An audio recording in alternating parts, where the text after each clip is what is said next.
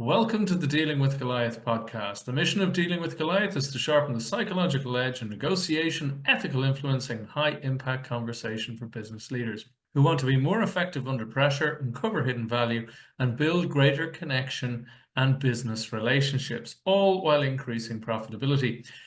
This is the short-form espresso shot of insight podcast interview to boost business performance using our 5 questions in a roundabout 15 to 20 minutes format. My guest today is Ben Gioia. Ben teaches consultants, coaches, leaders, speakers, and small business owners how to make 6 or 7 figures without selling a single book. He's a 4-time international best-selling podcaster and radio host. As a book coach, business strategist, and publishing advisor, his teachings are used by more than 100,000 people. Ben has trained hundreds of millionaires at Stanford University, helped a Fortune 100 create a mindfulness and empathy video game for over 20,000 employees, and launched the world's largest magazine, AARP. On top of facing death 4 times in India in 72 hours, and hospice volunteering, he reads fiction voraciously, has sat more than 150 days of silent meditation, it's a lot, and gives 10% to companies making an impact. Ben, welcome to the show. Thank you so much, Al. It's an honor and a pleasure to be here with you today. Well, it's great having you here. So let's get straight into it. So who's your ideal client, and what's the biggest challenge they tend to face? Yeah, thanks. So my folks are speakers, coaches, consultants, small business owners, solopreneurs, folks who want and need and recognize the value of a book for their business. My people are purpose-driven, mission-driven, make a difference kind of people, even if they don't specifically describe themselves as such. And in and around wanting to bring the book in the world, their biggest hesitation or thing that keeps them stuck is the concern around time. Right, that there isn't enough time to get the book done because they have a business, maybe they have kids, maybe they have aging parents. There's so many things in there. And I like to say a couple of things. There's plenty of time to write your book if you do a couple things. First of all, have conversations with your ideal clients to understand the lens and the focus of the book at the beginning of the process. Number 2 is use a blueprint for the book. I give all my clients a blueprint and I say, I don't want you thinking about the logistics of the book. I want you to just focus on the content, right? And number 3 is to make ample use of dictation, because in the space of 4 minutes, you can speak 600 words, and 600 words is 2.5% of a 25,000 word book. In other words, about 150 pages. Okay, very good, very good. There's a lot of stuff to unpack there, but we'll just double down into people recognizing themselves, because I'd imagine there's an awful lot of coaches and business owners, as you say, who kind of feel, some of them feel, oh, I should have a book. And then other people will feel, oh, I'd love to write a book. I just even one, and I just pour myself into it. And, here's my vision for how I see my niche, or how I see the value I bring to my clients, or whatever. So what are some of the common mistakes people make when they're trying to solve that problem? So let's say that they have an idea, they want to write a book for either reason. What are some of those traps they fall into? Yeah, thank you. There's a few of them that I see again and again and again. One of them is not having conversations with their ideal clients, because they take their wonderful expertise and guidance, which is legit, and they're helping people, but they put it in a book, but they neglect to connect the dots from what they're offering specifically to what their audience needs. So the book ends up not working, even though there's some really good information, in there. So that's a big one. Another one is, for most people who I've mentioned in those categories, most people like us, using a traditional publisher is not a good idea for your book. Right? You want to use either a professional self-publisher or what's called an author-controlled publisher, which is a certain kind of hybrid publisher. But the big thing is you want to work with a publisher who will not take your intellectual property, right? A traditional publisher, as soon as you sign the contract, you sign away the rights to your book. So you give up your book, you give up your intellectual property, you give up creative, editorial, and timeline control. with a signature. And I don't know about you, but I never ever want to do that with my book. Absolutely Um, not. And it's a great point, Ben, because I think a lot of people would think, oh, there's so much credibility that if a major, a known publisher picks yeah, up your book. But as you said, you're actually signing a huge amount of those rights away. yeah, just about all of them. And there is a certain amount of credibility to have, that imprint of that publisher. But, most people who are going to be reading your book, they're not so concerned about the credibility that's coming from the publisher. They're concerned about the credibility that comes from your experience, your expertise, your wisdom, the ability to break your framework or methodology down into something that they can understand and recognize that it will indeed help them. All of that will trump a publisher's imprint any day. Fantastic, fantastic. And I mean, you mentioned a few changes in, what would you say, how to think about the whole process, like talking to people's clients beforehand, like getting how they're perceived and the exact problems that they're actually solving. But what other valuable free action would you recommend to an audience that they can implement that will help with these issues? Yeah, thank you. I'm going to extend what you just said a little bit further, Al, because I Mm, can't stress it enough, right? Having conversations with your ideal clients about the book not only gives you the lens for the book, it gives you the right language for the book, right? Sometimes we, as experts, we've been helping people for years, if not decades at this point, and we integrate all of this expertise and wisdom and all the people we've helped, and we talk about their challenges in our language, but we're mm. not always using the specific words that they're using when they're describing their challenge, their pain, their goal. So talking to your ideal clients makes sure that you're getting that language from the proverbial horse's mouth to include in your book. Because remember, when you're using somebody's language to talk about their challenge, their solution, their goal, right, they're going to assume that you have the solution or can help them get there because you're literally using the words that are bouncing around in their head, right? So that's part one. Part two is that if you do those conversations effectively, the way I do it with my clients is a 12-question interview, about 25 minutes. The last two questions that I teach lay the groundwork for the person that the author or the author to be. Um, they lay the groundwork for the person that they're speaking with to become a client or a strategic partner, Hmm. right? Because this conversation about the book opens up this amazing relationship with somebody or deepens this relationship. And then there's a logical opportunity to continue that conversation into work or partnership or a talk or a consulting gig or all these kinds of things. And I've had some amazing results with my clients. One of my clients, before her book was done, got a 5-figure speaking gig, right? Somebody Amazing. else got a 6-figure consulting gig, right? And I say to everyone, I can't guarantee when those outcomes are going to happen, but if you keep talking to your ideal clients about your book, right, I recommend at least once a week after you do your initial batch, right, sooner or later, one, if not several of those people will become clients or strategic partners.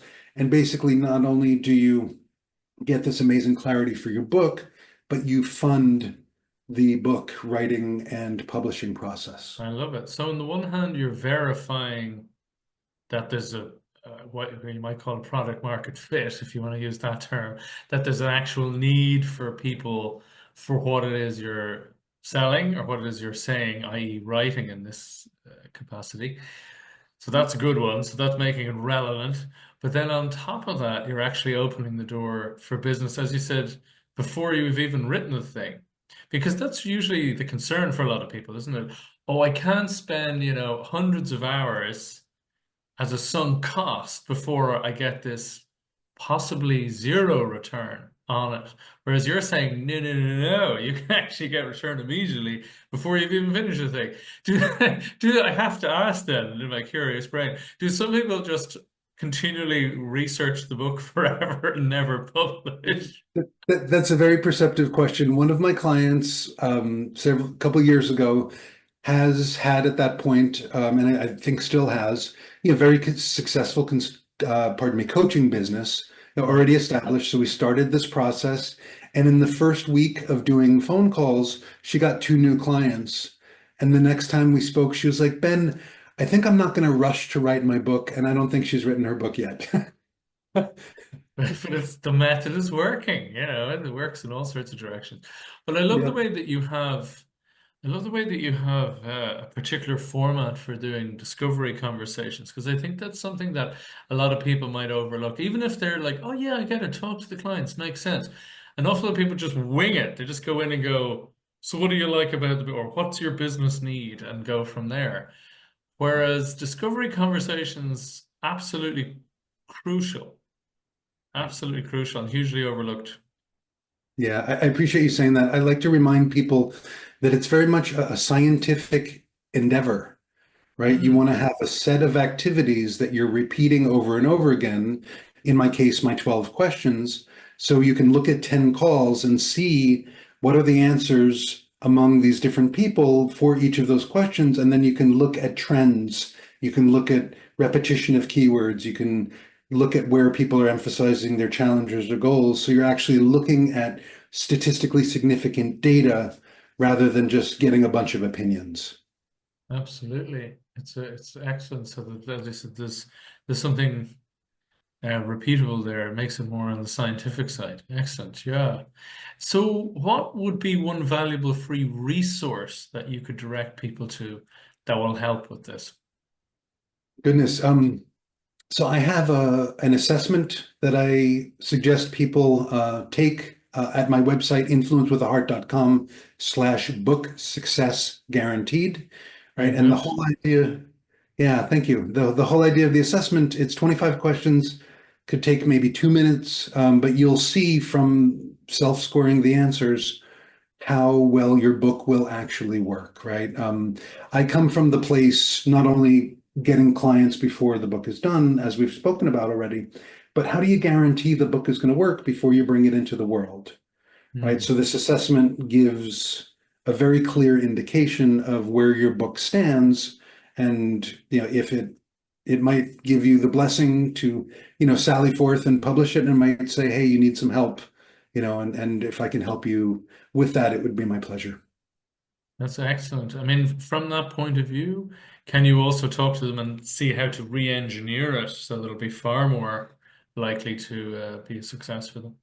I certainly can. Yeah, about 2/3 of the people I work with come with their idea for the book, and Hmm. about 1/3 come with the book almost finished or just finished. And Ooh, is that far more difficult situation? it might or might not be. Very often, well, a couple of factors in the mix. If somebody is, very, kind of grasping onto the work that they've done, right? There can be that difficulty of just inviting somebody to change for the better, right? And there's some human psychology that we get to navigate in that context. What it turns out is that a lot of times, what I'll do with folks, even when their book is done or almost done, is I'll have them go through the process of conversations about the book, right?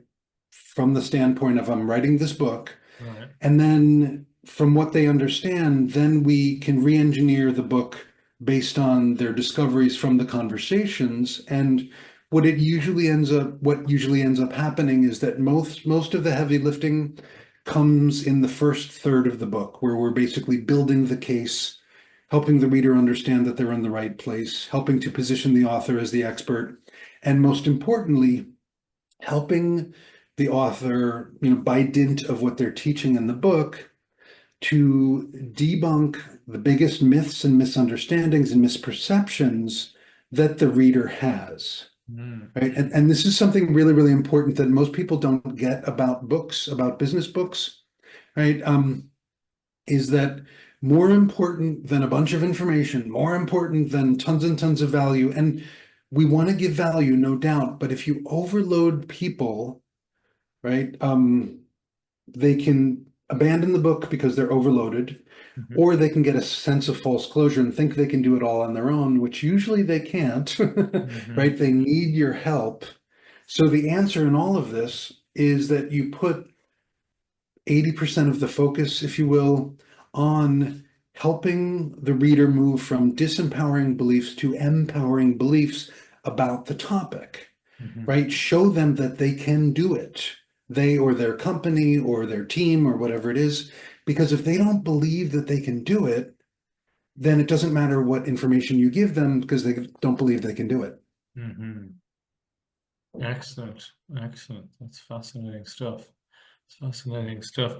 It's it must be a problem then, yeah, when people arrive and they have a whole thing done and they think it's great. Because people don't want to kill their darlings, which sometimes is necessary. And as you said, the focus could be has to be shifted on a whole two-thirds of a book. Yeah, be Indeed, indeed. problematic. So what was the one question I should have asked you? Oh my goodness. Wow. How many hours do we have? No. Um, Well, what? let me just double back a second because I have to ask you something. Because I didn't know before. We've had a number of conversations before, but this only came up in the prep for this interview, which was that you faced death 4 times in India in 72 hours. And you mentioned just before we went live there that that was life-changing, that it changed your whole perspective, even to this Indeed. day. So I'm kind of fascinated. I have to ask you. What happened and what changed and what did you take with you from that? Yeah, thank you. And I appreciate you the rider that you just put on the question because it actually connects to the question that I was going to say you should have asked me. Okay, excellent. So you're very perceptive and intuitive here, Al. Thank you very much. So yeah, so first time I went to India, I was on a hike or on the way to a hike and then on a hike. And in that period of time, on the way up the mountain, the bus almost went off the cliff, literally. And then got onto the hike and ended up running from a wildfire, which was completely nuts. And then encountering a poisonous snake, and then encountering a mountain lion. Okay. Yeah.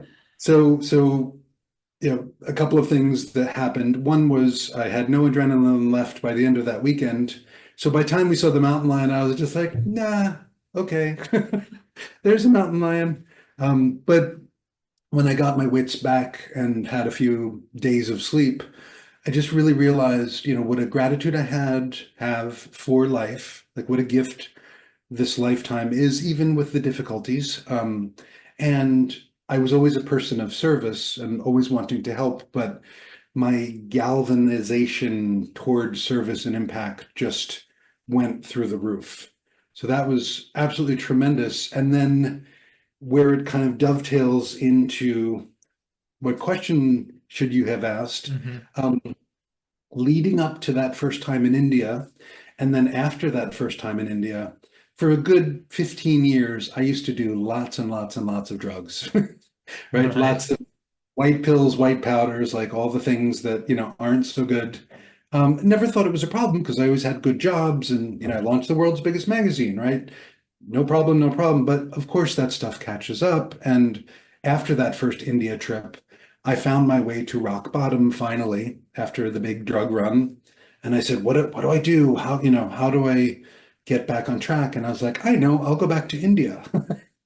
Um, so I went back to India, Right. right? The adventure continues and did a couple of interesting things. Like I did a volunteer program. And then when we left the volunteer program up and living in the Himalayas, I did a 9-day trek through the Himalayas with a group. And because I did not show up to India with new hiking boots, because I used to be on drugs, I had to get my boots fixed in India before Mm. the hike. In getting the boots fixed, I ended up with two little lumps of glue and cloth where the boots touch my Achilles tendons. So by lunchtime of day one of a 9-day hike, right, where we're going to hike, I calculated about 144,000 steps, right, 6 to 8 hours a day of hiking from 12,000 feet to 16,000 feet every other day, 4 high passes. I have the two biggest blisters on my Achilles tendons that you can imagine. And the only thing I can do is walk for the 8.5 subsequent days. Not Yeah, good. the- not good at all. So where the insight, wisdom, all the things come in, day one, two, three, four, five, six, every single step is ow, ow, ow, ow. And this is real legit pain. And all of the suffering that I'm adding on because I'm mad at myself and what are you, an idiot? And how could you do this? And why didn't you come with new boots? And all Mm. this mind chatter, mind chatter, mind chatter. And then day six, I'm hiking and I'm looking up at these amazing peaks around me, right? 28,000 feet high. That's the Himalayas. Like, wow, everything is so beautiful. Why is everything so beautiful? I'm not on drugs. Why is everything so beautiful? And I went, oh, I figured out that from the last 5 to 6 days of ow, ow, ow, ow, ow, every single painful step was actually keeping me in the present moment for the first time in my life. So I spent unexpectedly about 6 days basically in the present moment because of this anchoring pain. And I realized that that was the magic of the present moment, was that even with the pain that I was experiencing, there was this beautiful connection to all these other things around me. And then about 12 years later, I really dialed into that notion of the difference between pain and suffering, Mm. right? Pain is an experience. It's something that's going to happen to us physically, mentally, emotionally, spiritually, because we are human beings, Mhm. right? But the suffering, that's the add-on, that's the optional bit. That's the stuff that we can choose not to participate in or choose to release. And we might have to choose to release it, 100 times, in 30 minutes, right? But Mm. but having that ability to keep pain and suffering separate or stay away from suffering and not even take the pain personally. And this is all practice, this is not like I'm a whiz at this, but practicing this, I realized when I started coaching people in book writing, that the book writing process does not have to be one of suffering. Mm. Right? The book writing process is going to stir the pot. It's going to bring up emotions and doubt and concern and imposter syndrome, depending who you are, right? And then I teach people how to navigate that, which is basically with a smile, Mm. right? Relax your head, relax your face, smile, let your body relax, and don't get involved with that bit that keeps coming up because you didn't ask for it to come up. It's impersonal, Mm. right? So don't get involved. Don't let it stop you. Keep letting it go because, as I like to say, a light mind is the right mind to write. Mm. And that's the big wisdom, which, aside from my hiking, is essentially what the Buddha taught, right? You Absolutely. relax with the stuff that comes up and not get hooked and let your mind unclog from all the things that are in the way of us, being happy, luminous beings, and what we actually are at the core. Absolutely. It's a great intersection between those two areas. I think some of the pain in writing the book is as much what I found when I was writing mine, the biggest pain was the linearity of it. Mm. So one thing must go to the next, to the next, to the next. And so you have these decision tree moments of do I go further in this way, but then I lose the thread on that. And so you're constantly making decisions and you don't know if they're the right ones. And you don't want to have to go back. I think that was the most pain, the what if and the was that the right decision and oh God, does this make sense? And all of those things. Um but yeah, no, I totally get it. You can then just other days let go and just flow through it, just blast out some stuff and think, read it back a day or a week later and go, that's actually really good stuff. Yep. When you can get clear just long enough, yeah. As you said, get out of your own way. I think that's Yeah, often the key, isn't it? it And sure that's is. that's very much what you help people do, get out of their own way and super focus. And as you said, even get the rewards. That's a key fabulous thing. You get people the rewards from their creative endeavors even before they're finished. So remarkable stuff. So Yeah. where can people reach out to you and learn more about you? You're on LinkedIn a lot, I see. Yep. I am on LinkedIn. My last name is spelled Gioia, so Ben Gioia. And you can also visit my website, influencewithaheart.com. Once again, influencewithaheart.com. And that assessment, that book success guaranteed self-assessment that I mentioned earlier in our Mhm. conversation, you can find that on my website as well. Absolutely. And there's other goodies on the website as I've seen. But all the links will be below the video and below the recording. So Ben, thank you so much. It's my pleasure, Al. Love the work that you're doing. I love the intention and the value and service that you provide through these conversations. So good on you for doing them. Thanks, Ben. Cheers.